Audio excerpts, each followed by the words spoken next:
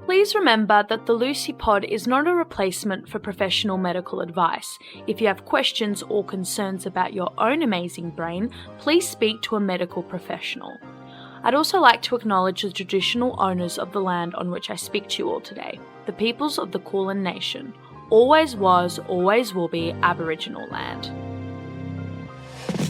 Hello everyone, this is part 2 of my conversation with the lovely Toya. If you haven't already, go listen to part 1 and then listen to this one and enjoy the rest of our convo. But because of the stuff that I dealt with in silence, it does make me more aware of certain times of the year. You know what I mean? Certain things that come up. People. Yes. Yeah, because you know how you have to prepare your own self for certain things because of what and you want to protect other people. Like if you know, hey, you know that. And obviously, I haven't dealt with parental loss, but I've had dear friends who have, and obviously, I don't know what it's like, and I will never claim to. But now it's actually made me a lot more aware of when I'm like talking to people, not that it, you know, you should be able, but I'm very like wary of asking people like, oh, what do your parents do? Or like, what's your mum like? Or what's your dad like? Because, and obviously I don't do it to be mean, but because they could turn around and say like, I don't have a mum, my mum passed, or, you know, around Christmas, people don't get why I find Christmas depressing. And I say, because everyone dies. You remember who's died and everyone's alone. So it makes me aware like, oh yeah, Christmas is actually like a very hard time of year for a lot of people because they don't have a parent with them or they don't have either parent with them. And it makes you a lot more aware of how to talk to people. It doesn't make you scared, but it just makes you go, I might just like ask this question a little differently. Or like, you know, you don't ask people, oh, like when are you going to have a baby? Or have you had a baby? Because you don't know, like that could really, you know, that could really set somebody off and really distress them. And so you're just a bit more aware. It's like, I'm doing it for the friend who had all those awful questions asked. I'm going to make sure I don't, you know, I don't do the same. I don't do the same and upset another person, you know, in the same way. Yeah. And also I tend to be with people that are homeless, that are dealing with homelessness. Yes. I am very touchy about. And I say this sometimes to my mom, and I say, that could really be me over there. Because a lot of times people with ADHD struggle with their finances. And if I did not have the safety net that I had around the time where I just didn't want to be here anymore, if I didn't take myself out, I could very well be living on the street. Now, my mom is always like, you would have been living on the street. We'd have came got you. Da, da, da, da, da. But what if I wasn't telling people? I was in a whole other state. What if I wasn't telling people? Now, I'm not saying that my friends would have left me out there. They wouldn't have, but no, it's not. It's not in a good place. It's not that. And so I remember being in a Penn Station in New York, and I was cleaning up in the bathroom, and there was a lady next to me, and I could tell she was homeless by everything that she had with her. And she was in the mirror, and I remember she was talking to herself in a way that she was trying to she was repeating words. And I remember sitting here thinking, same. Just because I don't say things out loud. No, literally, like I will sometimes walk past someone who is like homeless and they'll be doing something like, usually it's like singing or dancing in the street and people are like, oh my God, like they'll walk past me and they'll be dancing and everyone looks worried. And I'll say to my boyfriend, that's me. And he's like, don't make fun. I'm like, no, I'm not even making fun. And it's like, that's like, I do that all the time. Like I walk around dancing with like a speaker. And if I could, I would do it on public transport. Cause like it's big on public transport for them to play music. And I'm like, that's me. Like, I'm not even making fun. Or sometimes I'll go, same bestie, like same. Same girl. I'm not same girl, same thing. Same. Like, and I'm like, Lucie, don't say that. I just have the ability and the faculties about me to not do it. Don't think I don't want to do it. Don't think that I don't want to walk the city like I'm in a music video. Like, don't think I don't. And homeless people, their worst moments and their most sort of erratic moments are always public. Whereas, like, I'm telling you, so many people who, like, are, you know, who see homeless people having a bad day, who are being aggressive and violent, like, you have done the same at home. You just haven't done it in the street. You have had a meltdown at home. You've had a fight with your partner. You've cussed someone out. You've screamed. You've been drunk.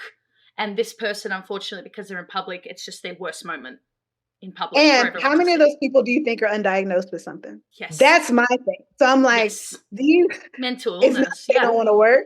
It's not that this, it's just that how many of those people, the percentage of those people, have something that they just can't figure out. They And some people go, just, well, it's drugs. It's like drug addiction is a mental illness. it is. And It also is. drugs exacerbate the mental illness. So they might be mentally ill and they might be using drugs and alcohol to cope. That's still You a mental illness. self-medicate. Yeah. That's a To mental illness. Like, self-medicate. you know, I know so many people who have mental health issues who do so many drugs on the weekend, but then if a homeless person asks them for money, they're like, I won't give them money. It's like, that's fine, but like, it's because they might buy drugs with it. It's like, and you do drugs all the time. You do drugs all the time. You just don't do it in public. You do it like at home or at a club. Right. Like, you're not the same, but like, that's the same. Like, that's very moralistic of you to judge. It's a mental illness. There is not You a know? second that I look at somebody, I'm like that, and I don't think that could be me. That 100% could be me. And like I've known people that have done hard drugs that also have ADHD. I think I know a couple of people have done heroin. And what I know about heroin, I think the way it increases your dopamine or serotonin, the chemicals that you need, it reminds me of like, what if they do heroin just to not even be high, but to get stuff done? You know what I mean? Like to just, and what they need maybe is maybe just maybe not heroin, but a little Adderall, but they don't know that, you know? And so speed, you know? So I think a lot of people, it starts with is like, I'm gonna do this for a party, but then, oh, wait a minute, I can actually cope a little bit. And then it turns into like, of course, this horrible addiction. A bitch, I don't know. And tell me how it is in Australia with ADHD medication, because I know there's like, people are having some issues getting it, things are like backed up or whatever and all that kind of thing. And like, sometimes it's hard for me jumping through hoops. I switch insurance company to get it because I think people are going to get addicted to it. How is it in Australia? Well, I was actually going to ask you, but I can go first. Thankfully, in Australia, we have free healthcare, which it's pretty good. It's not without its problems. There's issues, but it is pretty okay. The big issue that we were facing was there was a huge backup and delay in supplies in just getting the medication. So people like have their scripts, they're able to get the meds. So it's not like an access issue in terms of like, oh, you don't have the right insurance, we don't have that. It's just where we have like a delay in shipment with the medication. Like it's a shortage. It's just a shortage, which is its own problem. But people can still like, once the shortage has stopped, which it has now, like people are able to get their meds. It's pretty easy to get your medication once you are diagnosed. But it's very expensive to be diagnosed. It costs about $100. Dream on. It's about $800, like Australian dollars, which I don't know how much that would be in US dollars, but it's about $800 to get diagnosed, which I just feel like 800 of anything is a lot. So that's a lot. 800 of anything seems like a lot to me. So yeah, it's a lot. And like the average like Australian family's income, I think like whole family income is about 80 grand. And I don't know a lot of people who have $800 to spare. And then to get medication, you have to see a psychiatrist or a licensed GP, a general practitioner that can get you the script because it's classified as a Schedule 8 drug. So it's quite serious. So they don't just write the script. But once you have your diagnosis and if you're in a good position and you can see your psychiatrist, it's pretty easy to access and to get. But again, I don't know people who have $800. Like my parents calculated how much all of my diagnosis cost, and I think it was like 10 grand, which I don't know. I'm very lucky. I don't know a lot of Australian families with 2 or more children who could afford 10 grand to get their child diagnosed. Yeah. What about in the States? Because I know the States, it's a lot with the medication. It's tough. Like I have a new-ish doctor because my insurance changed and my other doctor was not in the network. So it would have been a lot more money. So I had to find another doctor. Right. So they could fill my ADHD meds because now I have to find a new psychiatrist because my old one's not in my network. And she was able to do it one time, but I have to find another like you see that I need the medication. I have a whole record that says it. I don't understand. It shouldn't be that difficult. It's difficult. To me, it's difficult for no reason. Why? And that you have to have an insurance. And like if your insurance doesn't cover it, like you can't get it. And so you just like deny people healthcare. It's unfortunate that I don't take a high dose. I'm fortunate that when I have not been able to get it, I've been able to do other things to help me manage. I still need it. I feel I Of definitely can course. tell the difference when I take it. Mm. But I do what I can in the times where I was like, just, I'm a contractor. So other times, like when I was not able to get it for whatever reason, Yeah. I do other things to try to Manage. manage. But it's a visible difference when I'm on it and when I'm not on it. Because then when Oh I'm yeah. on it, when I'm back on it, there have been times like lapses. And so when I'm back on it, a week will go by and I'm like, why is that on the floor? Whereas before, maybe I didn't notice, but it's like this, why is that over there? Because object permanence is very real. So like it's been Yes. there, I just didn't, So yeah, it's tough. It's tough. It would, yeah, I actually like, obviously, like, the States is great and I've been to the States and I want to visit again, but I'm like, I'm actually really glad I'm not ADHD in the States, because I don't even know if I would like be diagnosed or like be very happy. Like, I think it would be very difficult. Just Mm. because they make it so hard. And I mean, they make it hard here. I'm not gonna lie. There's a lot of issues with our healthcare system, but like the fact that, like, they're not in your network and therefore you can't see them, and it just really shouldn't be it really shouldn't be that difficult. And it shouldn't be difficult for anyone, whether they're dealing with, like diabetes, where they need their Oh, yeah. insulin, or someone needs it like for chemo. It Mhm. actually just shouldn't be that hard. It It just shouldn't be really that hard. shouldn't. That's why I go back to saying once I started doing the research for myself and was able to Mm, write things down, I could advocate for myself. yeah. Because Yeah. also short-term memory is real, so it's hard to sit there and be like, oh, what was that thing, that I wanted to bring up that I struggle with. Yes. Writing it down and having scenarios and things that you can verbalize Refer to. was really helpful in me getting what I needed. Mm, mm. I want to talk more about perimenopause, because we Yeah. brought that up. We discussed it briefly. So tell me about what perimenopause is. All I know is I know menopause, and I know menopause happens at a certain age, like post your 50s, I think, where your period stops, hallelujah, and you get hot flashes. It's very like difficult and hard. It's like a second type of like puberty or period. Yes. But I don't know what perimenopause is and how that impacts ADHD. So I wanna know Sure. more. Perimenopause is the preview to menopause. Growing up, I heard about menopause from my aunts and my mom, Mm, mm, mm, but I did not know anything about perimenopause. I didn't know there was mm. like a pre-party, like a cocktail hour to it, where like you're not at the party yet because your period is not, you're not at the party, but you're at the Oh cocktail hour. my So like god. your period is slowing down, Oh, but it's not gone. It's that's not gone. cruel.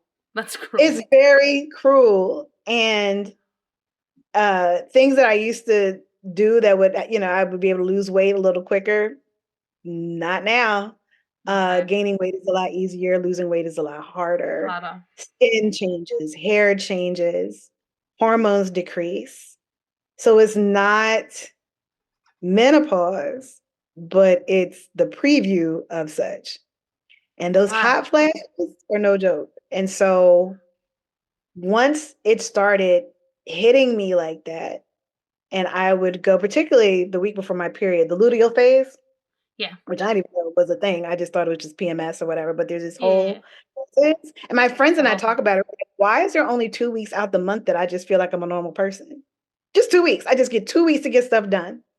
So knowing Mm. what I know about ADHD, if there's certain decisions and things that I need to do that are going to take a lot of effort, the week before my period, I'm not You doing it. time it with your period. I love that. I type it because then I use the Flow app. This is not an endorsement, but I Oh yeah, use yeah, it to help me because yeah. the way my hormones go, I'm very apathetic that week. Okay. I don't care if it Interesting. gets, I don't care. I don't care if it gets Mm. done. I don't care if it gets done today. I don't care what it Mm. is. Mm.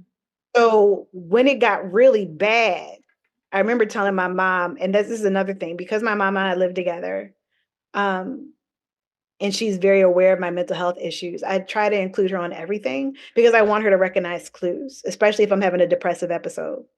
And I want her to know that I'm working on it. I feel like because my parents have been there for me in such an extraordinary way, I owe them to know, hey, I am in this place, but this is how I'm working on it. I'm not staying there. Yeah. So it may be scary that I'm having a depressive episode, but this is what I'm doing. Yeah. Yeah. And I feel like I owe them that. And it's an episode. It's not. Yeah. And it's an episode. It's not. Yeah. And it's not. And I always when I talk about like being suicidal, if I talk about it with my mom, I just say, I'm not in the dark place. I'm not in the dark place, to assure. Because once you tell somebody, especially a parent, that you have been, then it's frightening. And you'd be on like, not even to be funny, like you'd be on suicide watch. You would. Yeah, I'd be on watch. Parent, I'm not a parent, but I can imagine, or even if I told my parents something like that, they would be like constantly like, are you asleep? Yep, you're all good. Like checking, like you would. You just would, of course. Yeah. It's natural. Yeah. Totally. Yeah. Because when especially when you're living with a parent, it's like, and you are living life and they know about, like, I'm close to my mom. So she knows, like, if something goes wrong at work or a date or something that's just terrible, you know, it's like, I can't really, like, she's seeing it. Now, in the way we live now, I actually live in a loft upstairs.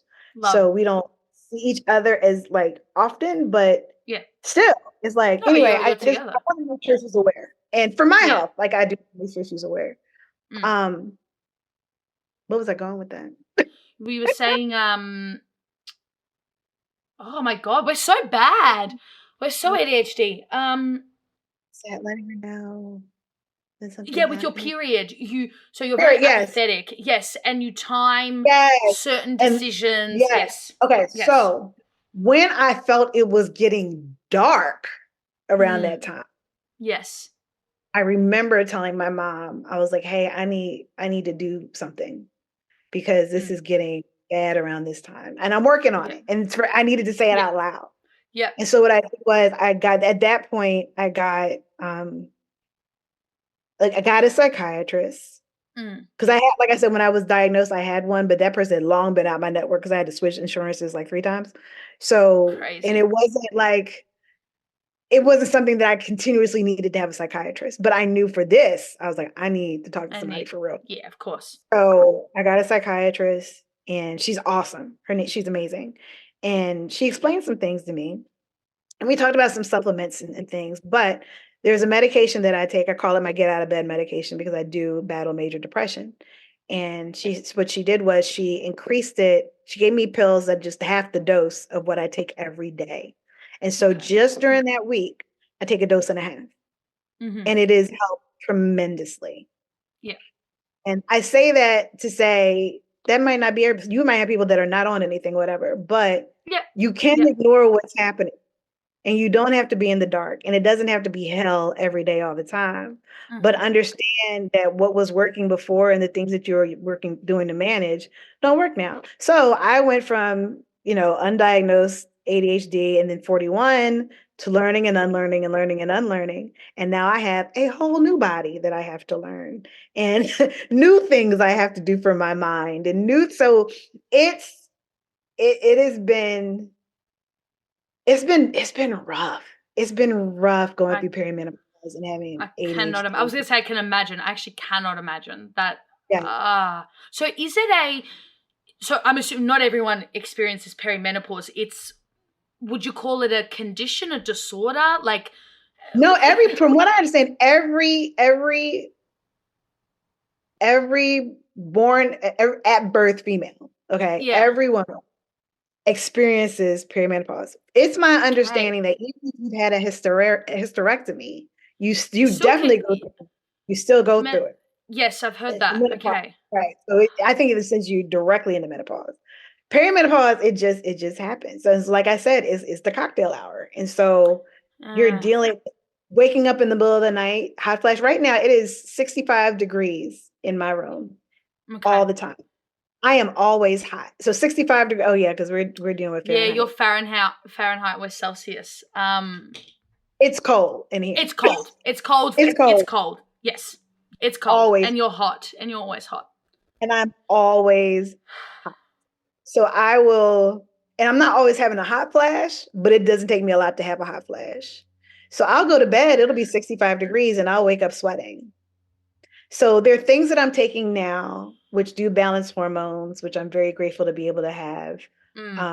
Supplements and things that I take, certain things that I can't eat past a certain hour because I'll wake up in a cold and just hot, not even a cold sweat, a hot sweat. But I'm grateful that I don't wake up in the middle of the night with these hot flashes. But it's That the would be pain until so you rough. Yeah. That would be so rough. And with perimenopause, because from what I've understood about it, is I've heard people in like their 30s getting it. And I think that might be the severe end of it, where like in your 30s, you're dealing with it, which evil. So everyone experiences perimenopause. That's great. Yeah. Great. And they experience, and it makes me sad for my friends that I know have dealt with it that don't have ADHD, because they're getting ADHD symptoms like the brain fog.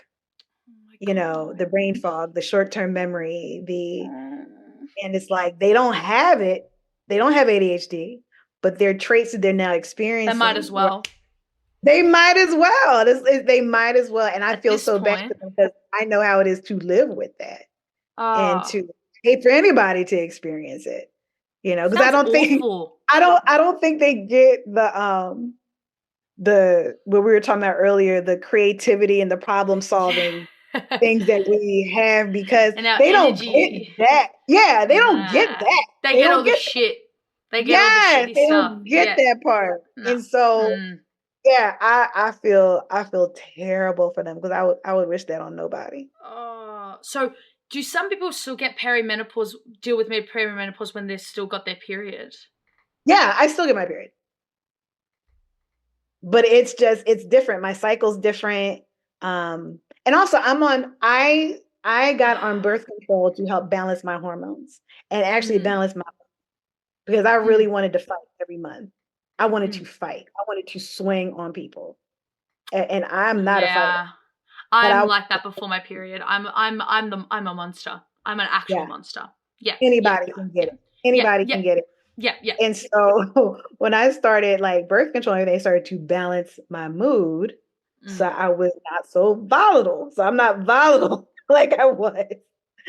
So there are things like, there are other people that do like hormone replacement therapy, whatever. For me, it's just certain supplements that I take in birth control.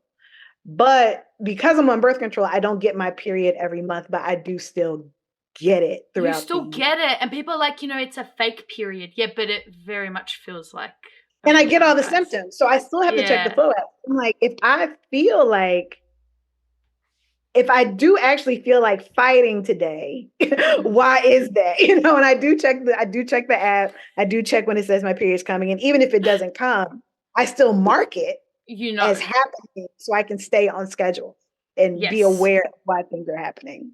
That's it's actually a really cool thing with birth control, because they really sell it to you. It's like, you're not going to have like a period, like you might not get your period at all, or you'll have a fake period, and you're like, sweet, like a fake period, like that sounds amazing. But then it's like, but why do I want to fight people? Why do I want to fight so much? Why do I feel like everyone is talking about me? Like it, and I don't even like to make light of it, but I become almost a little schizophrenic. Like I become really paranoid about my life. I'm like, that shop clerk was looking at me like they think I'm insane. They think I'm crazy. Everyone hates me. My family hates me. Everyone's conspiring to do something to me. And then they say one thing, and I call it the red mist, where it's just like, I'm up here. Like it's, I say to people, like I say to my parents and like my boyfriend, please stay away from me, because I'm at that. And if you don't leave, you like beware, because I'm not responsible for what I'm about to do, usually you'll say, because I can't come back down. And then when I do come back down, it's like I was hit over the head, and it's like, what happened? Like, was that me? And then when my period comes, I'm wonderful. I'm like the nicest person. I'm really vulnerable. I get a bit emotional, but I'm wonderful. I'm great. I'm beautiful. Once it comes, I am not only am an idea person, I can carry it out. I have a plan. I know what to do. Amazing. I am on it. I'm amazing. The first week, I'm great. Second week, I'm really good. Third week, I'm preparing. I'm preparing for that last week. And that last week, I know, don't commit to anything. Don't cut bangs. Don't get bangs. Don't do anything to your hair. Don't do it. Especially to our beautiful curly hair. Don't touch it. Yeah. Leave it. Don't do it. Yeah. Don't do anything. Don't commit to anything because I can't tell you how many times I was like, I'm getting locks. I'm getting locks. And let 7 days go by and it's like, I'm That's the so black glad. equivalent, guys. Some people get bangs and then black people are like, I'm going to get locks. Yeah, I'm gonna my mom it. has very long, beautiful locks. And sometimes Yeah. I'm like, you know what I haven't done yet? And when I started thinking like that, I even tell the woman that braids my hair, because I used to wear braids a lot. And when I turned 20, I started going back to my curly hair. Yeah. And before, she knows me so well now that I'll be like, hey, I know I just said this, but I might be tripping. Let me check something real quick. And then if I'm like, no, I am actually going to get braids, this text is a binding document, like this right here. And I'm getting this, and I cannot cut my hair. I don't care what I tell you. I am texting you this. I cannot, because I know the week that I see you is the week of my period. And then I'm going to be like, you know what I ought to do? I'm not doing that. Show me this text when I say it.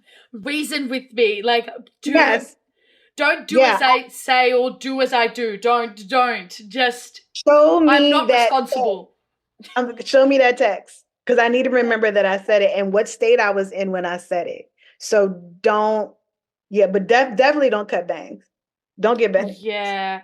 People, and I don't think people realize that they go, I was in a manic mood. It's like, well, no, you don't deal with mania. Have you thought about your period? Like, I'm actually going to start saying that to people, because people really misuse certain words. Like, I was in a really manic mood. And I'm like, oh, do you deal with like manic issues? And they go, oh, no. And I'm thinking, you might not have manic depression or bipolar or anything like that, but you might have something with your period going on there, or ADHD with the impulsivity, the impulsivity, which I am a scaredy cat. I'm not very impulsive when it comes to behaviors. I am quite risk averse, but I can be very verbally impulsive. Okay. And so I will sometimes, even though, like, the way I explain it to people is autism is when you don't know it's wrong to say.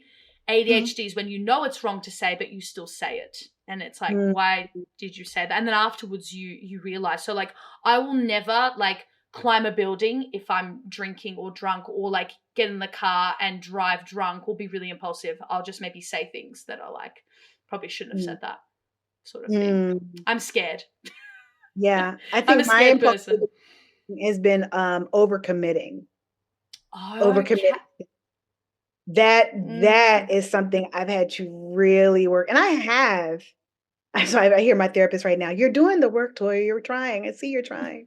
I have a bucket, like I call them like my 4 buckets, where if someone approaches me with a project, something to do, something to get involved in, if it does not fall into one of those 4 things that I do and that I need to work on, and I don't already have a pile of things that aren't finished, I have to say no. I have to say no. I don't care how good it sounds. I don't care. No. The answer is you cannot. Like if somebody said, when you're at capacity. Yeah. I'm at capacity, and that's not my wheelhouse, because a lot of times some people with ADHD that are overachievers or very good at ideas and networking and getting people together for social causes and getting people encouraged and riled up. People want you on their team because they know you can do that. And that you'll do it. You're so eager to please. Like, it's always like, I can do that. Do it until it wears off. And then you wish that you would have never started. Yes. I know in Philadelphia, they want a WNBA team. Oh, wow. I'm staying far away from that. I was going to say, you stay right out of that. I wish them the best. Not your monkeys, not your circus. Yep. I will not be in pain, because that has nothing to do with anything that I do. Not at all. I don't have the capacity. Now, someone did approach me about working on a jazz festival. That's exciting. And this is a paid contract, which I need right now. And I'm at a time where the top of the year as a contractor is very light. So I had to look at all those factors. This is music. I love music. That's one of my buckets. I'm into community, community things, the arts community. That's in my bucket. right That's there. you. I do Mm-hmm. content production. That's one of my buckets. You know what I mean? Yep. This podcast, I talk ADHD advocacy, talking to people about ADHD, that kind of things, communications, that's in my bucket. Yes, I can do that. Yeah. Once we start talking about the WNBA, Toya can't do that. Yeah. I'm not getting involved in that. And it's a real curse. And I think even just as women, like women are really taught to say yes. Like we're very agreeable people. Because if you say no, it looks rude. Because like if I were to ask someone to do something and they were to be like, no, even though they're so within their right to say that, it's like, oh, aren't you meant to come up with like some excuse or like say, I can do a bit? But it's like, it's actually very okay to say, no, I don't want to. All the best, but I don't want to. No, thank you. I don't want to go out. I don't want to go out tonight. No, thanks. I don't want to go drinking. No, thank you. It's not, I love you. You're great, but I don't want to. I'm at capacity and I'm really good at doing that at work. Like if I'm swamped and someone asks me, can you also do this? I actually say, hey, I'm like stuffed right now. Maybe when I'm done, not saying yes. Whereas in life, I get trapped. I get trapped by people because I also have this thing written on my forehead that says nut magnet. So I just attract people who are insane because I listen and I give them time and they think, right. And then I've like made the mistake of saying to someone, hey, I use Canva for my podcasts. And then they're like, let me get your number. And I'm like, okay. And then they're ringing me saying, hey, can you help me design a thing for my sister's wedding on Canva? Oh. And it's like, no. I'm like really good at saying no then. I'm like, no, I can't do that. No, I'm not doing that. And like I will say, oh yeah, I'm really good at it. Like one day I can help you, but I actually need to stop saying that because I can't help them one day. Yeah. It's got nothing to do with me, your sister's wedding. Nothing. I can say no, but I will say no and direct them.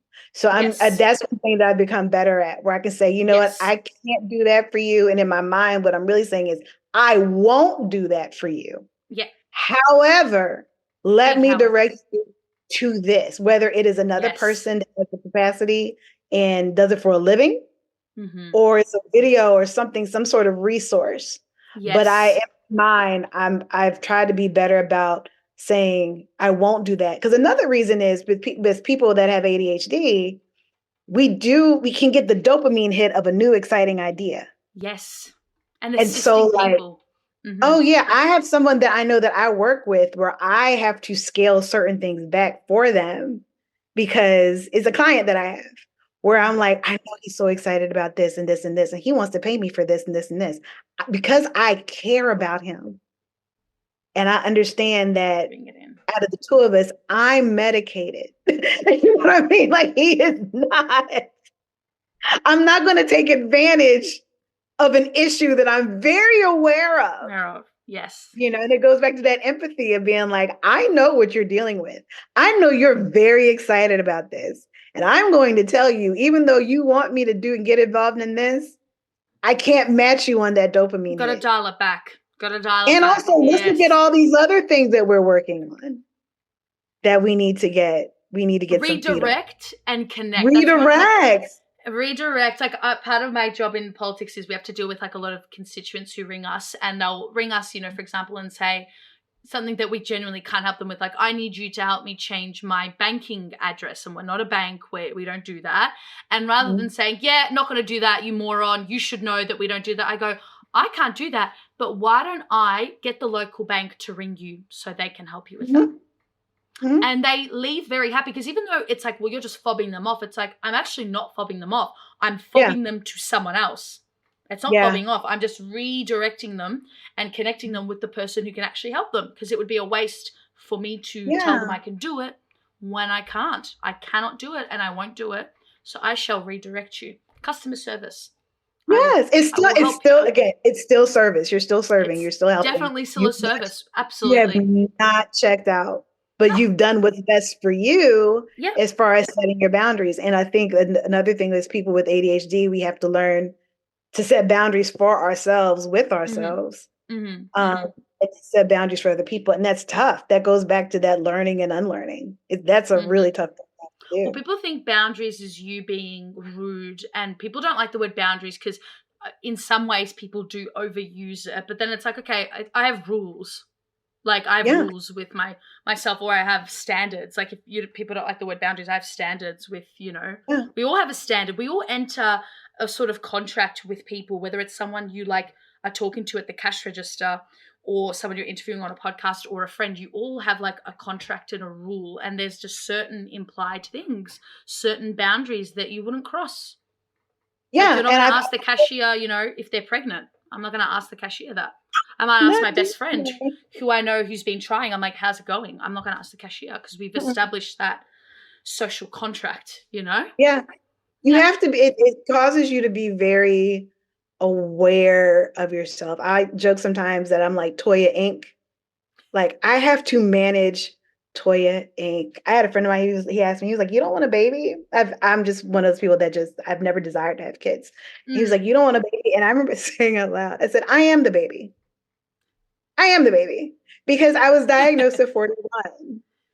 And so I've had to learn and manage and set these rules for myself and set these boundaries for myself and go, hey, did you take that this morning? Hey, did you do that? Could it be the reason why you're not focusing is because you thought that? I'm not putting anybody else through that. I'm not managing anybody. And you don't want to. And you don't and there are want people that to. can, and they have been equipped to do so, and that's fine. That's But great. I really think that has been a big deal of my decision to not have children, is being diagnosed so late, and all the things that I feel that I'm still managing and now perimenopause. So now all the things that I'm managing for myself that I feel like is a full job. I don't want to be in charge of I am the baby. Like I don't want to be in charge of anybody. And also like, when people get upset, because I really want children, but when people get upset that someone doesn't want a kid, it's like, wouldn't you rather that someone who wants a child has one rather than people who don't want a kid? Like, I can't think of and look, sometimes people change, but it's like, why would you want someone who is actively saying to you, I'm not interested, I don't want to, I am the baby? Why would you want them to then have a child? Very weird. I think they just don't understand, and I don't understand what they don't understand, honestly. But I think with women, they're like, well, don't you have maternal instincts? Don't you have? I do. Like I said, I work with a lot of creatives and artists. Those are my kids. If you ask me, those are my babies. Like those are my babies. I think so. That's where my maternal instinct comes out. But someone else raised them, and they will go home. And that's what I want. I can give them back. Yeah, it's not like I'm selfish in any way. I do extend myself to people, and I do. That's where my maternal instinct comes out. But I think that says you must serve to the point of being a mother, and that's not what everybody's called to. Again, that goes back to self-awareness. But I'm not gonna lie to you, there might even be a little bit of fear because of being diagnosed so late and knowing how hard it is to be a person. Sometimes I'm like, I don't know. I want to have another little person. But I even hear from friends who do not want children, and they're like, I don't want children because, I hate kids or whatever. And I'm like, okay, that's a little weird to hate children. Like, you just cannot want kids without hating them. Like, I find that weird when people are like, I hate kids. It's like you were a kid. But then I have friends who are like, I actually don't want a child, but I want to be the best aunt ever. Like, I have the maternal instinct to be the auntie, or, when they say to me, when you have a baby, I'm going to be like so involved. I'm going to be the friend that if you need a babysitter, that's going to be my maternal instinct. And also just because you have a maternal instinct doesn't mean you'll be a good parent. Like, people have this idea that, like, if you have the maternal instinct that, you'll be an amazing mother. There are bad parents. There are bad mothers, like, who do, and when I say bad, I mean like who do terrible things. And I'm sure they have maternal instinct. They wanted to have a baby and they turn out to be horrible. So if you just rely on maternal instinct of like, that's a sign you should have a child, it's scary. Not a good idea. And I think that the people that have really worked on their mental health and understanding what it is they deal with just have I'm not saying a superior, but just a level of self-awareness of their capacity and what they want to manage and how they will manage it. I do believe that if I did want to have children and still having ADHD, being everything that I am, if I was like, no, I still do want to have kids. I would then learn, how do I manage that what am I? And I would try to be the kind of mom that's not constantly looking at my child like, are you zoning out? Are you hyperactive? Are you like not like Are waiting you for it to me? show up? Is Just this waiting play for it about to us? show up, you know? That's No, but yeah. I fear that if I did want, I might be that kind of, I might have been that type of parent A that was helicoptery parent, yeah. for everything, looking like, are you depressed or are you just sad? What are these big feelings? What's going on? Like, I wouldn't And that's work. such a parent I would thing just as be, well. Like woo. that would be even on top of being ADHD, just as a parent. Like even my mum, she's not ADHD, but she's like, you know, when you would get sick, like with a cold, it was like, is she dying? Like, is she gonna die? So imagine if you have the other being ADHD, it's like, is she dying and is she sad? And what's gonna happen? Like, I need to check that the baby's breathing. Because like already being a parent, I don't have kids, but my parents say being a parent is hard. It's one of the hardest things ever. And then imagine on top of that, being ADHD and then your kid also possibly being ADHD, it's hard. It would just be really hard. And some people just don't want to do that. Like I have friends who are like, I don't want a child because I have a lot of issues and I don't want to pass them on. And I'm like, fair enough. That's a very good reason. I mean, you don't have to give me a reason that you don't want kids. It's like, that sounds like a very valid reason. It would be my full-time job. And I have friends that like have very full lives. They do things a part of their kids or whatever. Totally. They do great. I don't know if I would be that. I think you find a way if you want to, but I just see it because, as I said, it's hard being a person and just knowing what I went through, not understanding and growing up and having such a hard time. I would just feel like I'm giving you a hard time to ensure that you do not have a hard time. You know, like, and that is not okay. You know, and also like people say that, you know, being a parent is like when you become, it's very selfish not to have children. This might be controversial. I think having children, as someone who wants children, having children is an inherently selfish act because you have children in order to not realize that you are going to die. That's really what it is. And people laugh when I say that, but it is true. We have children. A lot of people have children and they love their children. It's to fill up the gap of you between death because some people can't deal with the fact that if they die, they haven't had children. Having children is not selfless. People really need to stop that. Like, I had a child because I'm selfless. No, it's not. You brought, and I want children, and I think people should have children if they want them. When we are born screaming and crying into the world. None of us chose to be here. I love my love, but none of us chose to be here. We come into the world suffering. So it is not a selfless act. It's very selfish and it's fine. Even my dad says it. He's like, obviously I wanted a child because also like my dad was adopted. So it was very important that like he had a family and he had children. And he's like, I've always wanted to raise someone. He said, but a lot of it is also because life can be scary and we do it in order to not die. It's like Nietzsche. He's like, we have art so we don't think about death. Same with children. Same with children. Same with children. Adopting is selfless. Now that's selfless. That is selfless. That is selfless. That is selfless act. That is selfless. Adopting children is a selfless act because having children, I admire parents. I respect parents. I respect mothers who, you know, are doing it alone, fathers who are doing it alone. But like being a parent is not this like beautiful act that you are doing. Like it's a very selfish act because you're doing it for you and that's okay. We do a lot of things for ourselves, but yeah, I would say adopting is more selfless because it's like you're actually, you know, you're taking someone on and a lot of people wouldn't want to do that. Like people say, oh, I'll adopt one day. No, you won't. No, you won't. No, you won't. And that's okay. That's okay. We don't need that. That is okay. That is okay. That is all good. We've talked about so much. I was gonna ask you, what is something as someone who was late diagnosed that you would want other people who might be in your position who are questioning, which I'm sure it would be like investigate and look, but what would be some advice that you have for people who are like scared to take the leap in possibly just even starting with researching, not necessarily going and getting a diagnosis, just looking into it? What would you say? One thing that I say a lot when I talk about mental health, I usually end it with the phrase, you deserve to see yourself win. And you, particularly women, I would want to speak to it. There's a scripture that I really love. Is love your neighbor as yourself. Love the Lord your God with all your heart, soul, mind, and strength. And love your neighbor as yourself. And someone brought it to my attention. The part where it says, love your neighbor as yourself. A lot of times we read it as love your neighbor like you love yourself. But she introduced it as love your neighbor as you are loving yourself. And I think a lot of times with women, we want to love our neighbor and love other people and serve other people. If you're a Christian, if you're a woman of another faith and you serve God, then you want to love God with all your, but we forget the as while you're loving yourself.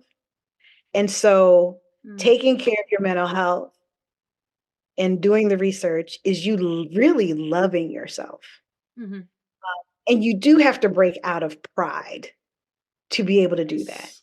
Yes. I had to break out of pride to take my medicine on time because you start feeling better. I don't really need this. Do you know why you feel better? Because you were taking your medicine. You're not off the hook. This is still an issue. So pride is something that you really do have to break. But to love yourself, that's something that you have to be aware of. And so I would attribute that to loving yourself, but also going back to those other areas. You are loving others by taking care of yourself. You are honoring God with the body that he's given you and the gifts and the talents that he's given you by taking care of yourself. So it really all goes together. So it's not selfish to take care of yourself, because if you say, well, I love people so much, I don't have time for myself. You need to love people enough to take care of yourself, because if you're not here and you love those people, it's going to be your fault that you're not here. It's going to be your fault that you're exhausted. It's going to be your fault. Absolutely. It's going to affect them. If you serve God, as I said, I'm a Christ follower. So if it is, what he's talking about, loving others and serving others and having mercy and what love is and is patient and kind, all those things, I need to be patient with myself. I need to be kind with myself. I need to be self-controlled. I need to be everything that it says, that the fruits of the Spirit that show what love is. And that I'm working so hard to exhibit and show other people. I need to do those things for myself. So it all goes together, and you can do all those things.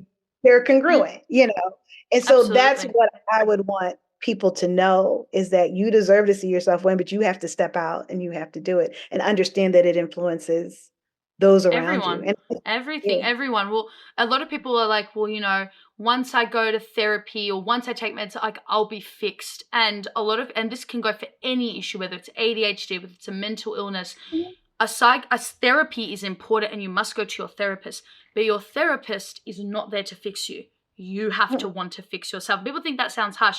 If you can go to therapy and just like show up and do nothing at all. Your therapist, like I've had therapists, even my psychoanalyst, tell me, I am not here to make you better, more organized. You have to want to do it. You have the answers. And it sounds corny and it sounds super wanky, but if you have a problem, it's depression, and you just like go to therapy and you actually don't do anything else, like you have to want to get better. Like it's a real, and it's not a lack of, will or strength. I'm not saying that, but if you don't want to, then it's not going to work. No one can help you with that. No one can help you.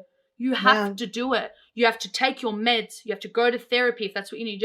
But you also have to want to, because otherwise, like it will not work. There's no cure. You have to want it. There's like and a you quote can't in French, give up if something doesn't. You can't give up if something doesn't work the first time. Yes. Not every medication I've taken worked the first time. Not every doctor I had was the right doctor. Yes. And you can't give up. I tried it. I did it and I tried it. It didn't work. Yeah. If you can't, it's like if you have a car and you take it to the wrong mechanic, you're just not going to drive a car anymore because you went to the wrong mechanic. It frustrates me so much when people go, well, therapy didn't work for me. And I go, oh, well, what happened? Well, I didn't have a good first session. I left crying. It's like, so how many sessions have you had? Oh, just that one. You've only gone to therapy once and you've written it off because it didn't, like, what did you think? You were going to go in there once and everything was going to be lifted from you and you were going to come out a new person? Like, people go to therapy for years. It's work. I can't tell you how many times I've had a therapy session and then I just go to bed. And my therapy sessions are like at 5.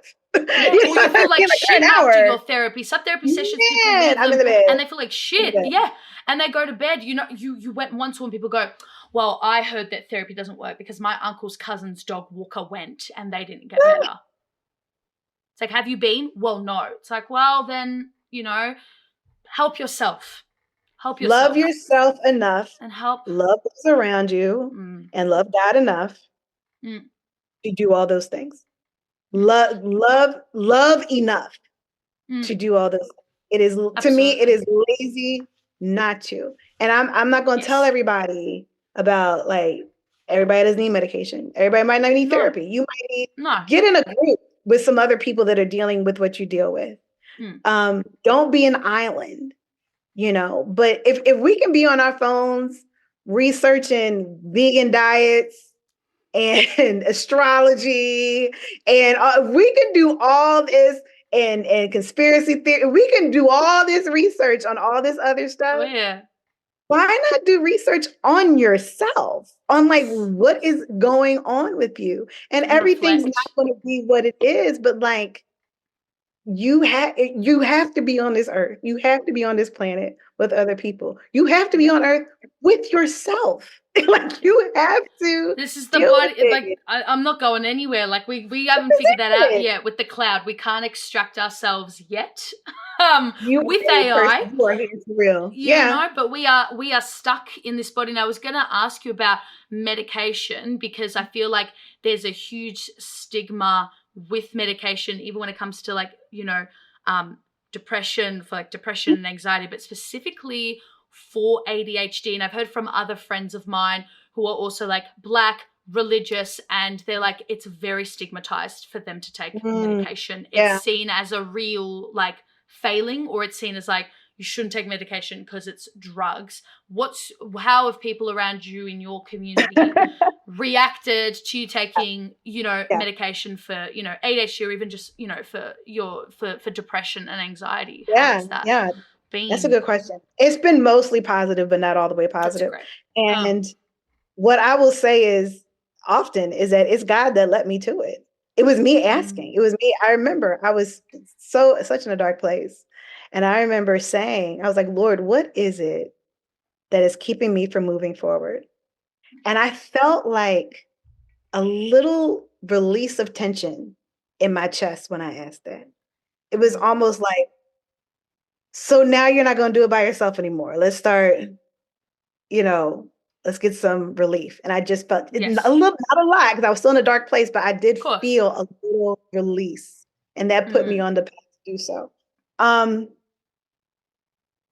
It's interesting, like being on medication. I remember I explained it like this to my dad.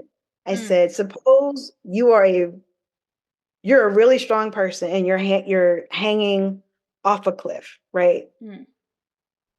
And normally, because you're a really strong muscular person, you could just prop yourself back up.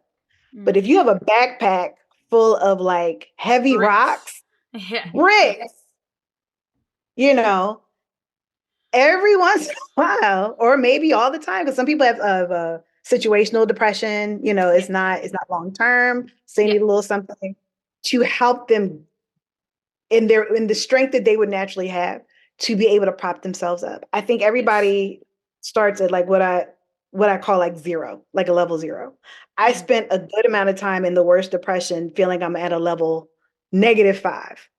What medication does for me, it gets me to a balance of 0 so that I can make good decisions from there. So let's say I am sad because it's a sad time. I know the difference between being sad and depressed. Depressed is like, it's a physical feeling. I can feel it in my head, I feel it on my brain.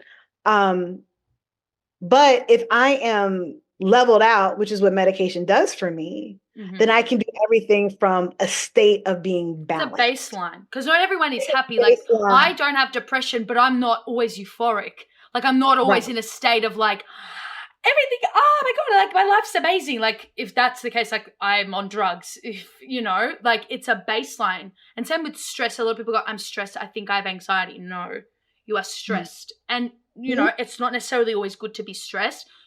It's okay to have a baseline of stress. Like, hey, when I'm crossing the road and there's a car coming, the stress makes me not, you know, do something stupid and walk in front. But then there's some people who their stress, it's actually, it's completely debilitating. And I think stress and depression probably feed into each other. And like, I've heard people say who have depression, they're like, when I'm depressed, I'm also anxious. So it's like two things. And so that would make the backpack even heavier. Like that's It two would, backpacks. because you're like, I It's two I backpacks. can't I can't. pull myself up. Oh Depression yeah. for me actually is not sadness. Depression for me is apathy. So like the medication that Yeah. I take for my depression, if I did not take it, I got about a smooth 3 days that I could not take that. When I'm depressed and nothing could be going on at all. Nothing's bothering me. I wake up and I'm like, I don't like anything. I don't like anything. I don't like Flat. anybody. The things that I love to do, I don't love to do. I don't care about. You could be like, Maxwell is performing next door. Maxwell is performing next door up the street. I do not care. Who is Maxwell? Why would I care? Now, normal Toya at a baseline of 0 loves Maxwell, is there, would go see him if he was 3 hours away. Toya depressed, he's next door. He's downstairs. I've heard that a lot. I've heard that from friends who are depressed. Yes. That's depression. Depression is I don't care about anything. I don't like anything. I woke up and why? And that is, that's tough to deal with. And then there are times where it has been coupled with sadness and things that have happened and guilt, regret, and but at the most basic level for me, when it comes to depression, it's that. So the medication that I take just levels that out. So if I am bored, it's because I'm bored. If I'm sad, it's because I'm sad. If I'm annoyed, it's because I'm annoyed. Yes. It's not because I have a decrease of something. That is just a state that I'm in, and there's not a reason for it. So that's what medication does for me. That would be, because that would be hard, because when I've like had, friends and people in my family who they say they're depressed, and I stopped doing it now, but I'm like, why? Like, what happened? And it's like, nothing happened. I don't feel depressed because obviously there's like situational depression where someone might be depressed because someone has passed away, and that's different. But they're like, I just feel flat. Like there's no reason. I just don't care. It's like, it's just really tough to be here. It's same with anxiety. It's like, why are you anxious? And I've heard people say, there's no reason. I don't have a deadline coming up. It's just I'm stressed. Whereas I feel like when we're sad, for people who are not depressed, who are not going through a depressive episode, if someone asks me why I'm sad, I can probably answer it. It's I didn't have a good sleep, or I had a fight with someone, or I'm anxious because I have a deadline coming up. It's not completely like I just feel this way. I'm anxious because I'm here. Like sometimes I'm just same sometimes. So it's like I'm anxious because I'm here. This is a lot. That's how I feel. Sometimes I'm like, I don't know if you're aware of everything that's going on in America at this time. Oh my God. Yeah. I need I'll leave it at that. Yeah. We need to I have to do a whole separate episode. Yeah. Far out. I'm anxious because I'm here. Yeah. And things have happened, are happening, and will happen. And the will is the anxiety. Because it's like, it will, it's the doom. Yeah. It will, it is happening. It might. Like, it could. It got to the point that it is. Like, we got here, like, anxiety is all. So, yeah, it's very easy to just be anxious because you are here. And that's not everyone, but like I understand. Again, it goes back about the wound of existence. It's like you're here. Well, people have that meme. It's that meme of like, am I depressed, or is it just that I live in a capitalist society? And I get it, but also it's like we got to be careful, because then people could argue that like depression isn't a chemical imbalance and it purely is circumstances. But circumstances exacerbate your symptoms. Like they do. They do. And that's what I was talking about, because things are going to continue to come and continue to happen. If you do have an imbalance, if something is chemically wrong, then you have to get on top of it, because things aren't going to stop. So you need the tools to be able to do that. One of the best things anybody ever did for me, my friend Sophie, I was in church and I was bawling. And all I kept saying was, this is around the time I was really depressed. And I was still in Nashville. It was before I decided to move back home. And all I kept saying was, I'm tired. So I was like, I'm tired and not understanding what's happening. I'm tired. And I do believe it was spiritual that led her to this. She hugged me and she said, sometimes the brain gets sick. I've never heard that in church a day in my life. I'm not saying churches don't Yes. teach that. I'm not saying that. No, but it's But uncommon. she didn't give me a fluffy answer. She didn't give me, I'll pray for you. She didn't give me, she very much Yeah. said, sometimes the brain gets sick, and we have to understand that it's an organ. It's muscle. It's one of the It things. gets sick. No, it's an organ. It gets sick. It's an organ. So like other organs get sick, other organs get weak. Absolutely. And there are things that happen that affect your brain. And so that helped me so much because it just didn't pray it away. It Yeah. didn't, just sweep it under the Whatever. You'll be rug. fine. Yeah, it was, she just hugged me and she says, sometimes the brain gets sick. And it was like, you know what? If then I'm unhealthy. I really believe I'm unhealthy because this state is not a healthy You're state. And sick, and people are like, it's like, no, but you're ill. Like you can be yes, sick. Like you would have a yeah, cold, you would have a broken arm, you get gastro, you are sick. You are yeah, ill, and your brain gets ill. yeah, Brains can have tumors. Brains yes, can have lesions and masses, and brains can also have a really bad, problematic chemical imbalance where it just doesn't yes, work at times, or it doesn't work as it should, and you are sick. You can get yeah, sick. yeah. And it's nobody's fault. No, It's no, nobody's fault. It no. just it just is what it is. But that her saying that to me, almost just as much as the conversation I had with my friend about her husband was so Mm, pivotal because it changed my perspective yes. on what could be wrong. Mm-hmm. Mm, And it was actually the church I was going to at the time and the leaders of the mm, church that was so supportive of me. And that's good. I came to both my pastors and I told them, husband and wife, and I told them that was Mm, going on. They're like, if you need help, we will get you help. Like they were extraordinary. I was very fortunate to have the support system of people in my church, my friends, and my parents. mm, They were like, come home, stay, whatever you need to do to get mm, healthy. And mm. I understand a lot of people don't have that. So that's why when I do see people that are homeless and people that Oh, what if they don't have that support system? What if they have something wrong that they don't know what's wrong and they don't have anyone to go back to that ground zero, be able to, absolutely. that's meeting them with Oh, flowers on their nightstand for them to get well, or just having a safe haven. Well, we forget that, yeah. I don't know if it's still a thing in the States, but I remember even, in Australia, it's less and less now, there's different programs, but, homeless people, the church was open for them. You would go, Mm, they would be led into a church. AA is done in churches, and some AAs are yeah. done, with a spiritual angle, and then some are not, but it's in church. I think a lot of people will be surprised listening to this because a lot of people, for their own reasons, are not religious. And I'm Mm, not really religious or have their own issues. And because I think people will do that thing when you tell them that, you're mentally ill, they're like, I'll pray for you, or it's just a weakness in you. You haven't prayed enough. But religion and faith can be a very mm, beautiful thing and helpful thing yes, for people. And it yes, can make people survive.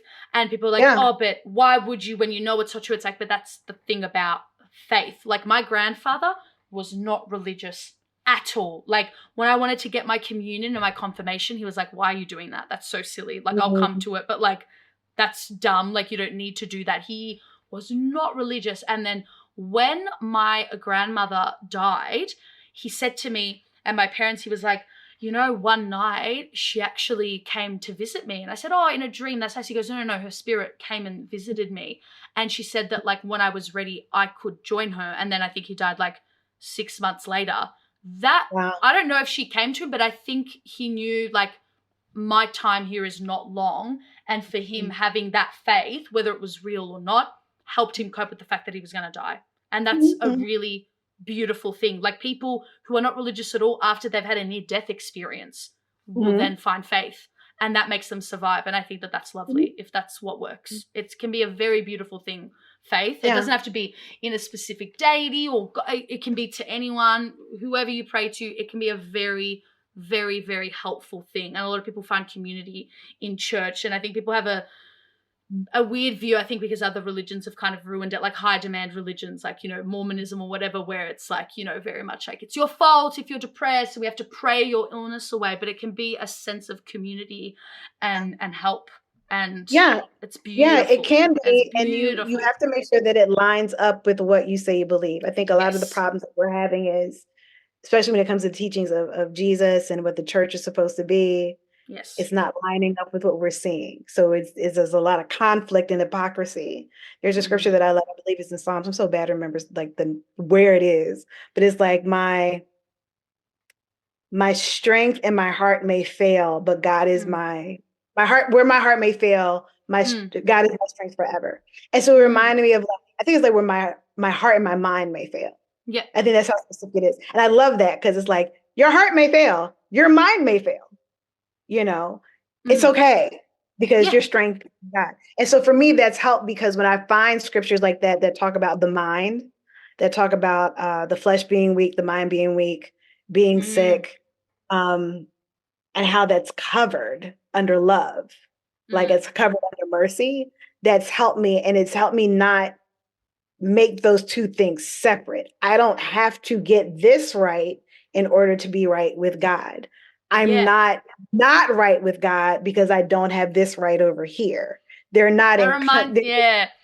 I have a conflict. friend who's religious and he was saying this. He's also ADHD and he said that exact same thing because I used to think like, the Bible, like, I would never read it. It's really outdated. And a lot of it, might be outdated, but so many scriptures like that are so philosophical and they've been said in different iterations. Nietzsche has probably said it.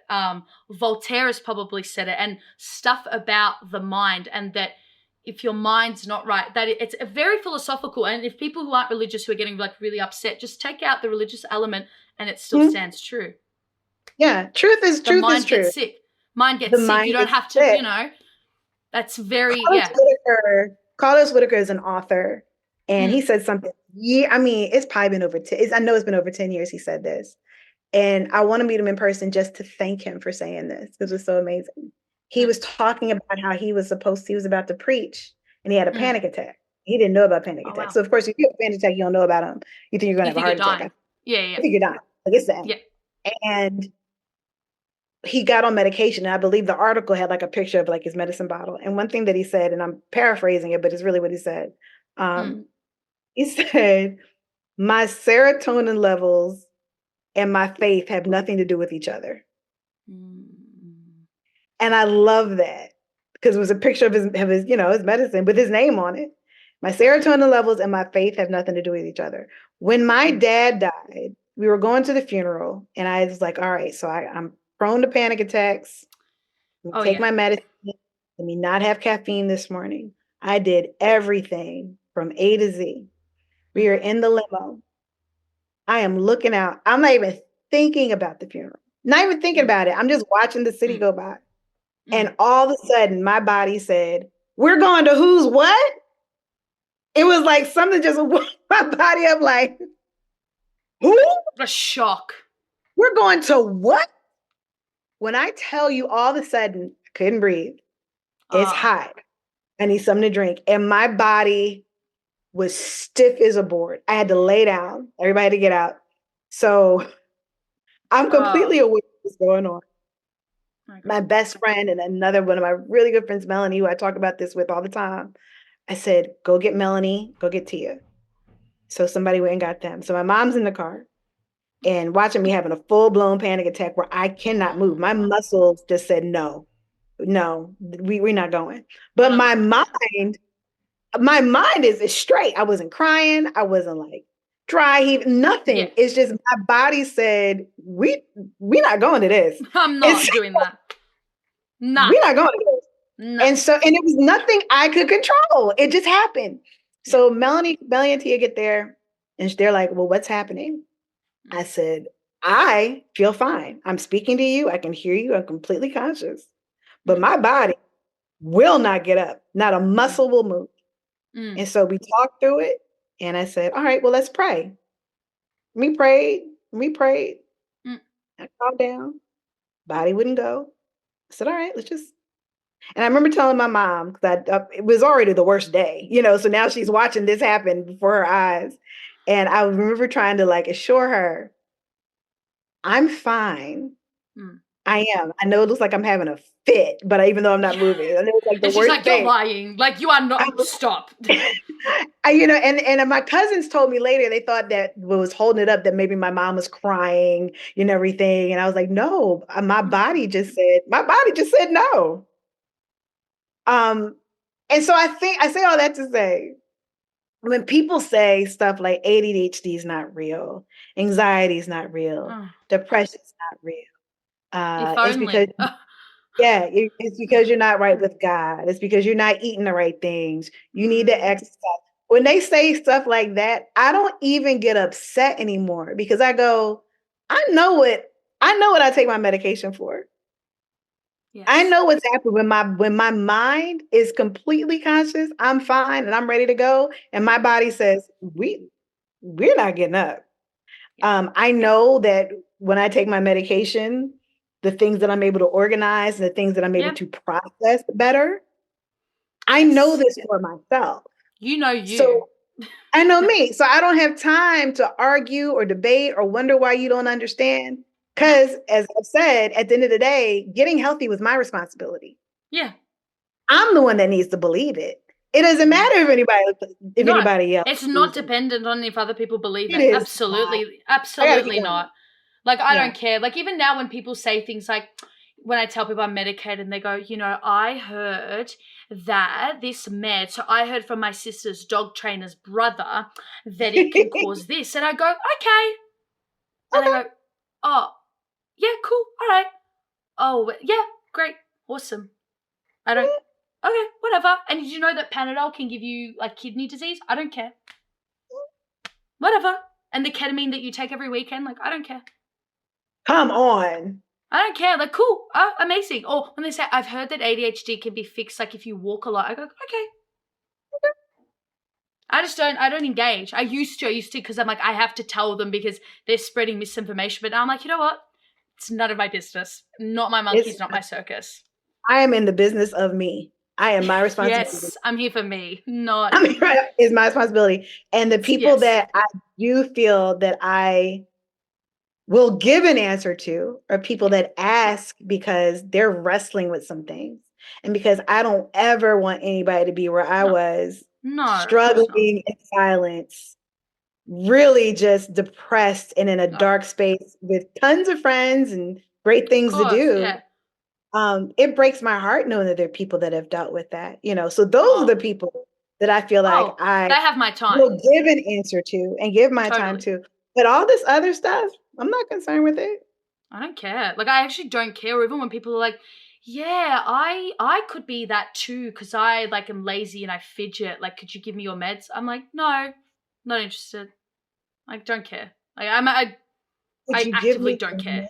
Meds. Yeah, so I can get arrested for drug trafficking? Yeah, not a chance. No way.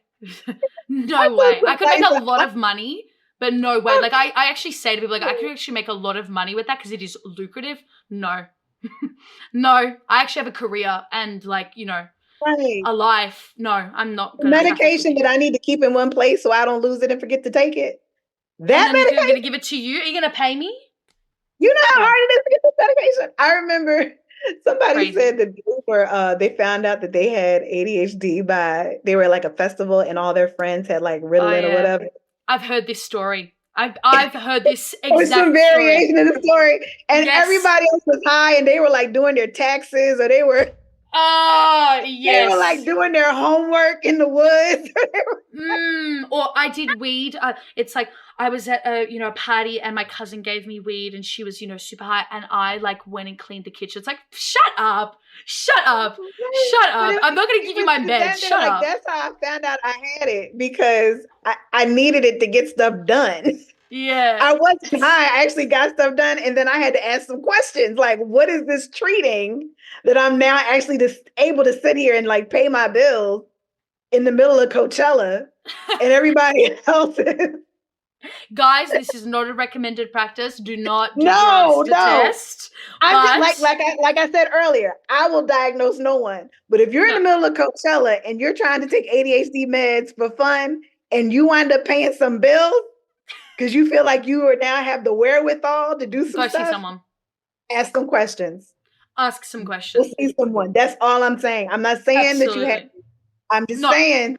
Because that could happen to people. Like, some people are productive when they're high. Like, I have a friend who's like works in a high pressure job and she takes drugs, which I wish she wouldn't. But anyway, and she's a very productive person, not ADHD. It completely centers her. But for some, it really is like they did weed and then it changed their life and they were able to, be productive. And turns out they were ADHD. But yes, we are not treating anyone. We are not doctors. We are just individuals who can. Right. That goes back to what we were talking about, self-medicating. Why so many people are drug and dependent on substances. And we don't know why. And it's like there's actually some underlying thing where you have to be dependent on this stuff that is not benefiting you. You just need to understand what those tools are to be able to function correctly. Absolutely. It's like, a lot of people say, well, if you become dependent on your meds, and it's like, I wear glasses and you wear glasses. Would you ever say to someone who wears glasses, are you worried you're going to be dependent? Because we are. I am dependent on my glasses. Why is that a bad thing? It makes me see better. Like, I don't understand. Dependency is not always a bad thing. Like, codependency, yes, dependency on heroin or on cigarettes is bad because the cost benefit is like, there's no benefit to you smoking cigarettes. You will hurt, but my glasses, I depend on them because I can see. Like, why is that a bad thing? Why is it bad if my meds help me? Why is it bad if I will take them and I depend on them? Like, I actually don't get it. Because if you frame it with glasses, it sounds stupid. It does sound stupid. Imagine me just driving out here and hitting my mailbox because I don't want to be dependent on my glasses. I can't see. Like, it's just, my body does not produce the hormones that it needs to produce for me to be able to deal with executive function, want to get out of bed in the morning, be able to remember. Like, I think because it is a spectrum. It is such an invisible illness, and so many people are high functioning with it. That there's this mystery around it that it just doesn't seem real or not real enough, or it's not that serious kind of thing. So I do believe that that's where a lot of that stigma comes from. Absolutely. Well, this has been a beautiful chat. Usually these only go for a little bit. This has gone for like 2 hours and it's been wonderful. It's gone goodness. That. Like, I couldn't even tell. I just checked it out. I'm like, oh my God, it's been 2 hours. Oh my God, you're going to have to edit this so much. I don't edit it. My boyfriend edits it. So whatever, like, he can enjoy that. But thank you so much for coming on the pod. Before we leave, tell us where we can find you again. Plug yourself. Tell us. Yes, I'm at What's Good Toya on TikTok, on Instagram. Most of my stuff's on Instagram, on Threads, what'sgoodtoya.com. I will be releasing a blog soon, as I mentioned, and I'm not doing that. Nice. Right? But like I said, this is the week of I'm not doing anything. I don't care. But next week, catch me. I'm gonna. And they'll all be in the show notes. I love it. This week I'm not doing anything. Leave me alone. Don't look at it this week. I don't care about anything this week. But don't perceive me. But next week when I'm back on top, for 2 weeks, it'll be out there. It'll be out. Oh. Yeah. So I talk about my music collection. I talk about ADHD. I talk about parenting. I talk about it all. Absolutely. It will all be in the show notes. And just thank you again. It's been a blast. It's been great. So we will end it here.